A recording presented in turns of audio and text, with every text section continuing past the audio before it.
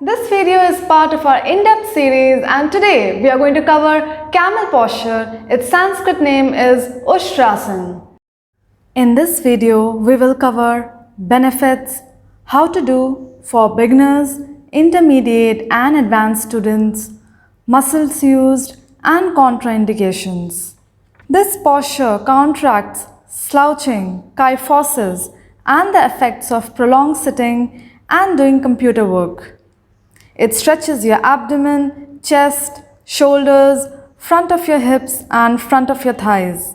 It strengthens the back muscles, back of your thighs and glutes. So let me show you how to do it. Let's get started. Begin in kneeling position with your thighs at right angles to the floor, with your weight placed on your knees and the bottom surface of your flexed toes. Keep your knees and feet hip distance apart. Support your lower back with your hands and arch back as far as your capacity permits. Over time, you will develop enough confidence to reach for one heel. Slowly release.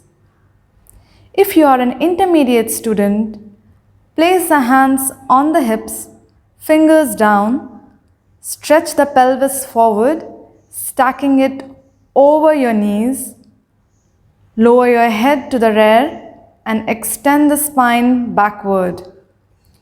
Watch your breath, make sure you're comfortable here.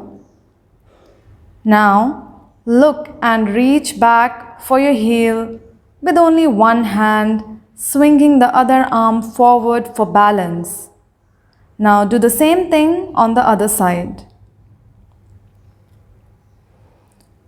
If you're confident that you can do the full posture and come out of it easily, reach back and either touch your heels momentarily with your middle fingers or rest your hands on your ankles. You can release the posture by pushing up asymmetrically from one side and then the other. If you are an advanced student, you can try this variation.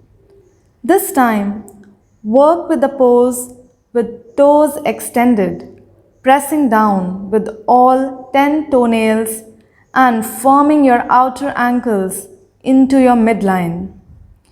Inhale to lift your chest, arms facing forward. With the next exhalation, take your hands to your heels.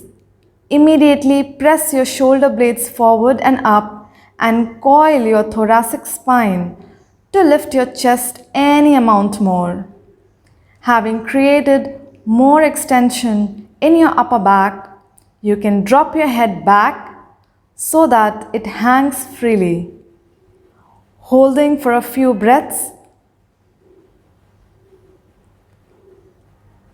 Now, leading with your sternum, use an inhalation to come up and release the posture. This posture should not be practiced by anyone with a history of chronic back pain or with acute back pain. Avoid dropping the head back if you have a neck injury or shoulder pain. Thanks for watching.